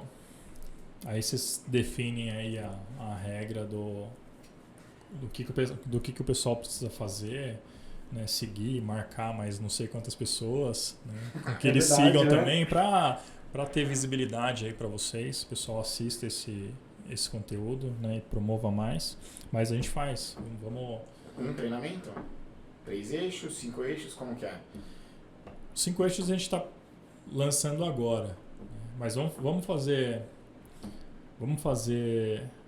dois 3 eixos e 5 eixos. 2, 3 Opa, o pessoal tá bem, hein? Agora o pessoal sim. tá bem. E o Brunão agora ao vivo, né? Quem Só sabe faz ao define a regra vivo. do jogo, hein? Define aí, Brunão, a regra do jogo. Quantas curtidas, Não, quantos compartilhamentos. O que a gente pode fazer? A pessoa tem que seguir a gente. Vamos lá, pessoal. Se vocês seguirem a gente no YouTube, pelo menos no YouTube e no Instagram, e deixar um comentário no YouTube e no Instagram, a gente pega o seu nome e faz um sorteio. A gente pode fazer esse sorteio ao vivo, né? O Mas ele sorteio. não vai... ao vivo. Ao vivo. Não, a gente faz uma próxima gravação do podcast. Perfeito, perfeito. Ótimo. Porque a gente tá gravando agora, mas só vai pro ar dia 30, né? Então. Mas não vai marcar, você não pedir para marcar mais uns 2 amiguinhos, né? Além de seguir e curtir a postagem, tem que marcar Indicar. 3 amigos. 3 amigos ou 2 amigos? 2 amigos. 3 2 e os 2 precisam seguir, né? É, e os 2 precisam seguir. Pra essa pessoa concorrer. Não, são as regras, né? Não, então vamos lá. A pessoa tem que estar inscrita no YouTube, inscrita no Instagram e marcar 2 pessoas, tanto no YouTube não dá pra marcar, né? Mas marcar 2 pessoas na nossa publicação. Pode ser no LinkedIn, pode ser no Instagram. E aí a gente pega o seu nome e sorteia. Aí se essas pessoas também acessarem e fizerem o mesmo, estão participando automaticamente. E agora eu vou ir contra os 2, hein? Porque eu vou apertar os 2. E quem quer comprar, uma empresa, um diretor, um gerente que quiser comprar o Hypermeal, o que ele consegue com o cupom CavacoCast? Quantos por cento de desconto? Eu vou passar para o gerente comercial. Quantos por cento de desconto você consegue pro cara que vem com o cupom CavacoCast, querendo conhecer, né? Não alguém que já está em negociação, para mim não te complicar, né? Porque às vezes o cara já te espremeu todo o limite de desconto falando, agora eu tenho um cupomzinho, hein? Eu acho que qualquer empresa que buscar a gente, falar que está comprando o nosso conteúdo, a gente consegue fazer alguma condição diferenciada. Sim. Mas aí a gente tem que analisar caso a caso. Não dá para se comprometer, né? Porque Hypermeal é um software modular. Então, é diferente de vender um produto, um commodity, sabe? Mas então se o cara chegar com o CavacoCast, ele vai ter um uma condição descontinho a mais vai ter. descontinho a mais vai ter. Não, eu acho que o que a gente poderia fazer é assim, beleza, a gente vai sortear, mas a gente pode criar temporariamente, sei lá, por um mês, aí já tá me complicando Ao aqui. vivo, Fazer um cupom de desconto também, porque beleza, quem não foi sorteado e quiser fazer o treinamento, tem um cupom de desconto para conseguir aprender o Hypermeal. E, sim, inclusive, a gente divulgou uma vaga recentemente no Instagram, né?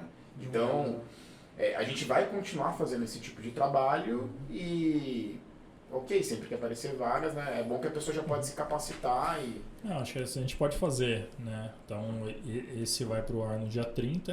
Então, a gente coloca do dia 30 até o próximo dia 30. A gente coloca a gente ativa um cupom Um voucher. Lá, um voucher. O pessoal digitar lá, CavacoCast, vai ter 15%. 15% de fazer o desconto. Então, Muito tá vendo, bom, pessoal? muito bom. É isso, ó. Todo convidado que vir aqui, a gente vai tirar alguma coisa. O Então, pessoal já, acha que vai se vir prepara, simplesmente só para conversar, a gente vai espremer. E assim, a gente já tá chegando no fim, né? E o que o Bruno Watanabe faz aí, a não ser vender e trabalhar com Hypermeal? Conta um pouquinho pra gente. Tô sabendo que tá se preparando, hein? Não, teve um dia que, não sei por que motivo, eu acordei 5 horas da manhã, 5h30, não sei. Quando eu olho lá no Strava, o cara começou a pedalar 5h05 da manhã, 5h10 da manhã. 5 e 5 da manhã, 5 AM. Não, club. imagina assim, 5 e pouco ele estava pedalando. Ou seja, teve que acordar muito antes. 4h30, né? 4 horas às vezes, né, pra se preparar. Não, a gente até, poxa, o que eu tô fazendo, né?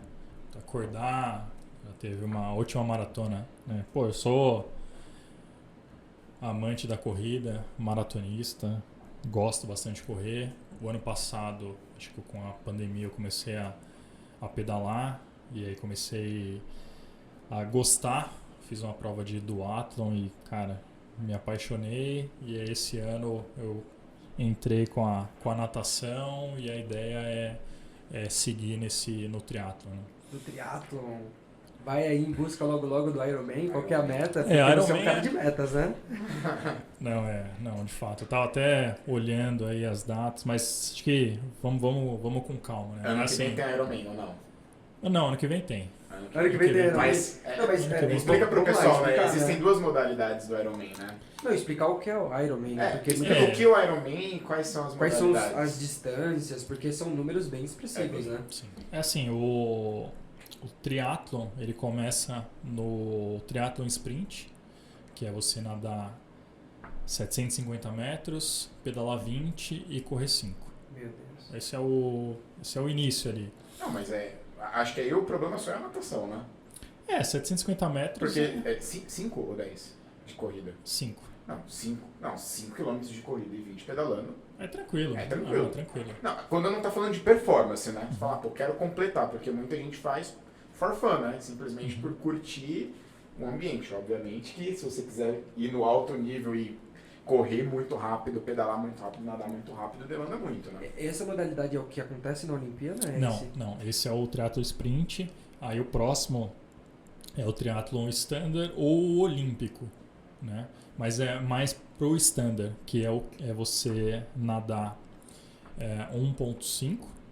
Então você vai nadar 1,5 km, vai pedalar 40 e vai correr 10. Aí já começa. Esse é a distância da Olimpíada. Na Olimpíada. Porque, e é isso até, esse dia eu tava assistindo uma reunião tava participando de uma reunião com o Gustavo Abad, que ele foi um dos técnicos que participou, foi o único brasileiro que estava na comissão no Japão de triatlon. Né? Ele é diretor da Tubic.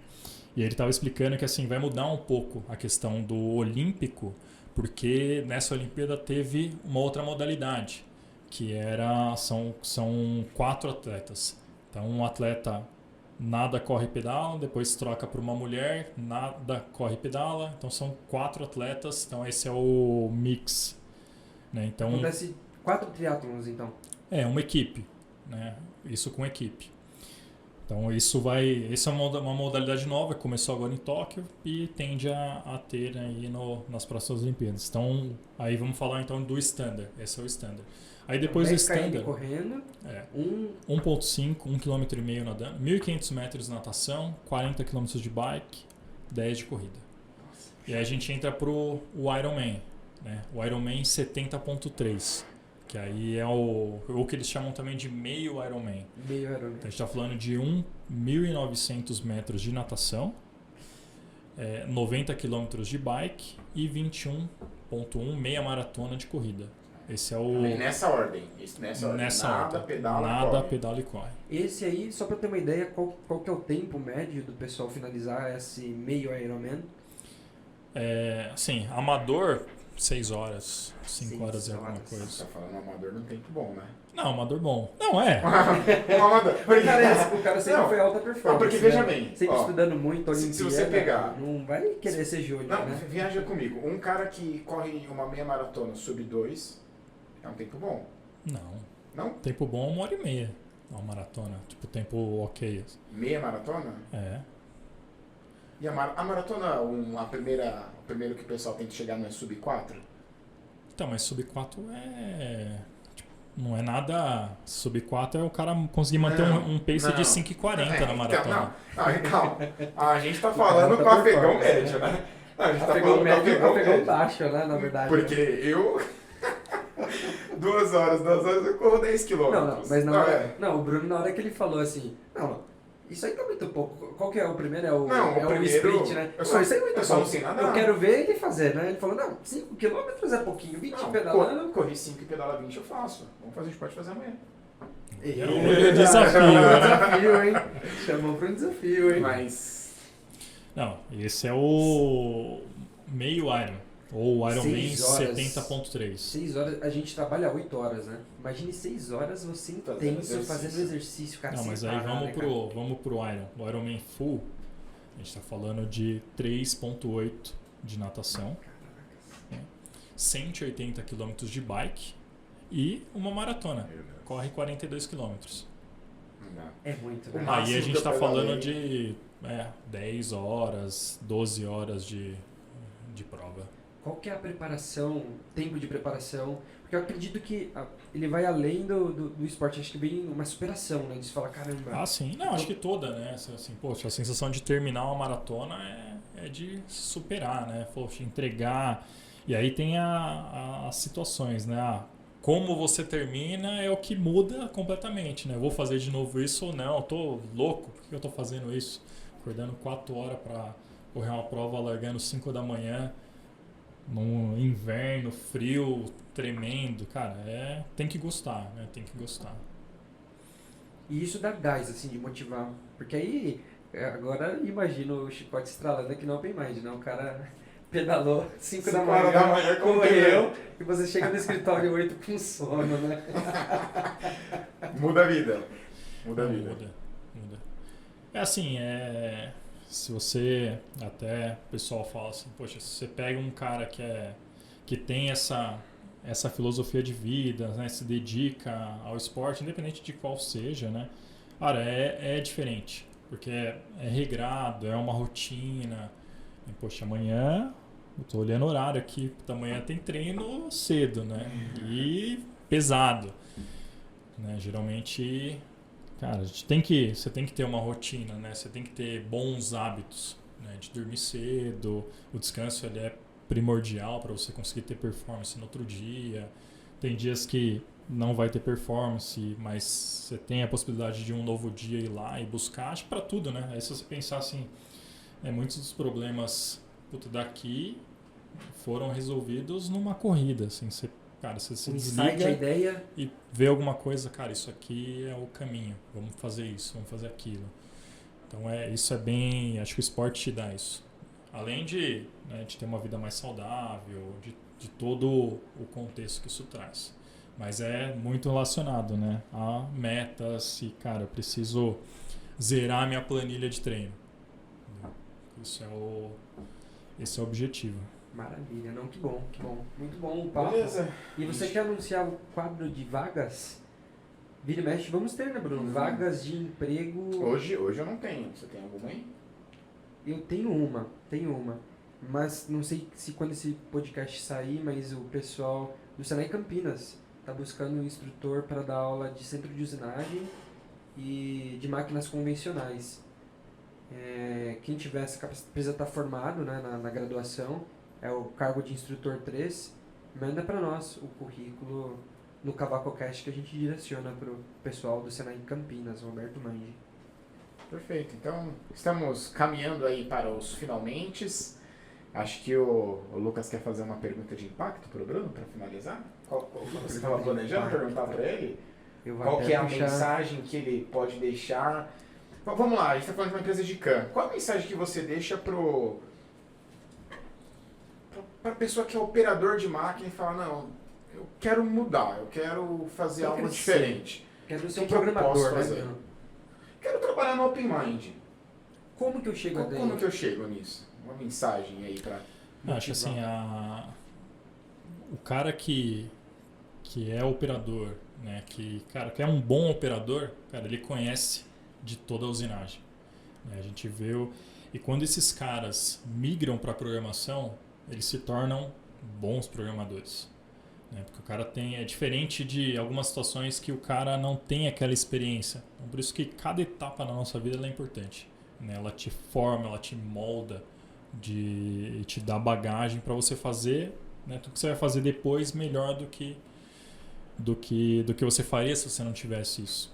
E eu vejo que na programação é a mesma situação. Então, um cara que é um bom operador, cara, ele se torna um ótimo programador. E pra gente, a gente precisa de bons programadores, né? Mas porque imagina para o nosso caso, para você atender alguém, né? Você precisa falar a língua do cara, você precisa ter a noção do que é, você tem que ter experiência de usinagem. Não dá pra gente dar suporte para alguém, mostrar lá, eu conheço do software aqui, vamos fazer aqui uma usinagem com uma fresa de 6, né, com 60 milímetros de corte, 100 milímetros de balanço, assim, tem que estar dentro da realidade, né? E o cliente ele percebe isso. E o cara que programa, né, tem essa noção, conhece de ferramenta, conhece dados de corte, conhece que ele é um bom operador, ele se torna um ótimo programador e, consequentemente, cara, esse ótimo programador, pra gente, é um profissional que a gente gostaria de ter. Ótimo. Então, o operador deve seguir forte nos passos e fazer o curso. Fazer o curso, fazer toda... E melhor ainda, fazer de graça, né? Fazer de graça. Tá vendo? 2 Então, é aquilo. 2 cursos de graça, hein? A gente brincou, né? No Stories, nunca foi sorte, sempre foi Senai. O Senai também fez parte da vida do Bruno. Hoje o Bruno se tornou diretor da OpenMind. Então, é aquilo. A sorte, ela só existe quando você está realmente preparado. Porque se você não estiver preparado, a sorte vem e você não consegue pegar o bonde. Verdade. Não é? É isso. Então tá, pessoal, nós estamos finalizando. Muito obrigado aí pela paciência, por nos ouvir. Estamos, né, praticando um pouquinho mais para cada vez melhorar e trazer um conteúdo melhor para vocês. Bruno, obrigado pela participação, obrigado por ser a primeira pessoa que está acreditando aí no nosso projeto e provavelmente a gente sabe que ainda não contou toda a história, né? Tem muito mais aí para contar. Aí, né? Não, eu agradeço, né, mais uma vez estar aqui com vocês. Cara, a conversa foi muito legal, né? Relembrar as origens, depois ver que no final todo mundo é muito semelhante, né? Todo mundo passa pelos mesmos perrengues na vida e aprende, cai e levanta, né? Acho que é aquela frase, né, do Henry Ford, né? Todo insucesso é a oportunidade de você ter um sucesso, né? De você conquistar algo diferente. Mudei um pouquinho a frase dele, mas no contexto parafraseando. Perfeito. Mas acho que isso e sem dúvida, quero voltar aqui numa outra oportunidade, com vocês bombando, eu vou pedir para vocês uma agenda aí, mas esse é o objetivo. E de novo, cara, eu gosto de consumir esse material, acho que pro nosso mercado vai fazer diferença, vai ser legal, né? E aí a gente tem uma boa penetração, amigos aí que vão estar aqui presente, trazendo histórias, vai ser bem legal acompanhar o conteúdo de vocês. Muito bom tê-lo aqui conosco no CavacoCast. E é isso, pessoal. Quem não nos segue ainda no Instagram, nos siga, @CavacoCast, nos siga no LinkedIn, nos siga no YouTube. Aquele jabazinho que todo youtuber fala, né? É, curta o nosso vídeo, curta, compartilha e se inscreva no canal para ficar